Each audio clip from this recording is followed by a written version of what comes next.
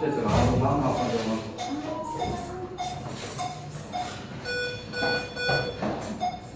？Giờ nó học thông mà hơn hai gì?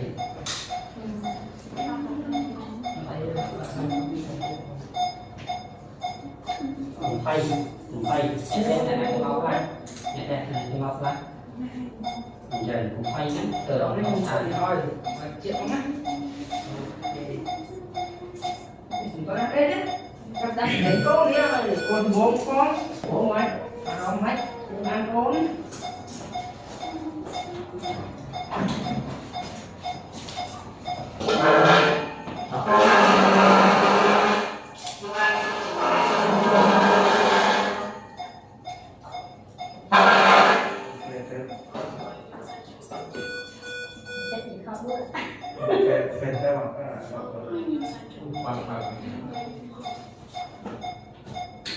Còn kamu punya kesehatan jempol dong.